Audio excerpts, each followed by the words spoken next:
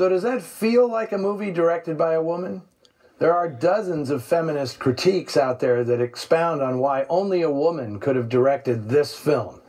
To me, it's certainly not obvious that a woman is behind the camera, unless you want to note how devoid the story is of the macho heroics you often see in this kind of hostage drama. From the outset, Ida Lupino said she was more interested in making a psychological drama than an action thriller. She wanted to visualize the threat that narcissistic psychopathology, a predominantly male trait, inflicts on a civilized society, and she wanted to examine power dynamics in male relationships, how a crazy man bends other men to his will. Hey, all that stuff is in practically every action movie. But unlike other films of the era, Lupino gives the characters and situations ample time to breathe, as well as some very pointed dialogue. So the issues and ideas percolate right to the surface. In that sense, it may be a viable argument that in 1953, only a woman, specifically this woman, could have directed this film. The only other films of this period that tackle male psychopathology so directly were 1950's In a Lonely Place, written by Dorothy Hughes, and 1952's The Sniper, written by Edna and Edward Anholt. Just thought that was worth mentioning. As I noted at the top, to ensure her film was as psychologically astute as possible, Ida Lupino met with murderer Billy Cook in prison. In 1951, he had been sentenced to 300 years in an Oklahoma prison for the murder of a vacationing family. And only months later, he was extradited to California, where he was convicted of having murdered a traveling salesman.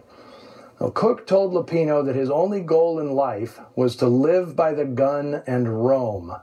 And the only explanation he gave for his behavior was, "I hate everybody's guts, and everybody hates mine."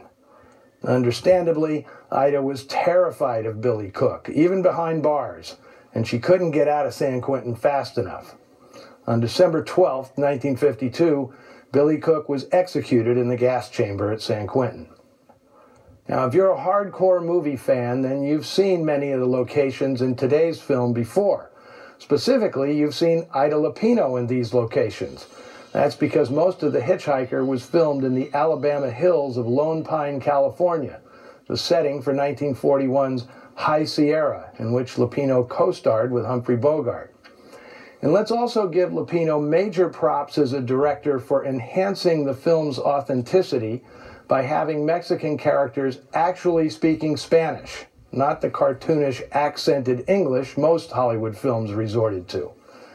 And while I'm tossing around praise, let's make sure Frank Lovejoy gets his share. Usually it's Edmund O'Brien who gets cast as the regular Joe, but here it's Lovejoy who has the least showy but more challenging role. There's a lot going on behind his eyes, and he conveys a stoic wariness that winds up being a believable depiction of heroism under pressure. As long as he needs us, we'll stay alive. When he gets ready to jump us, we'll jump him, not before. Maybe today, maybe tomorrow. Lovejoy didn't get many great movie roles, but when he did, like this film or 1951's Try and Get Me, which is coming up in January, he was always believable and often compelling. Well, that'll do it for this show. Now, despite what transpired this week, I want you all packed and ready to meet back here next week because we're going on a fishing trip to Mexico. I promise we won't encounter Wild Bill Tallman, although we will run up against Lee Van Cleef, Neville Brand, and Jack Elam, three of the baddest plug uglies ever. They meet up at a Mexican fishing resort to divvy the loot from a big heist in Kansas City Confidential, also starring John Payne, Colleen Gray, and Preston Foster. It's a humdinger, so we'll see you back here for that. Until then, try to get some shut-eye.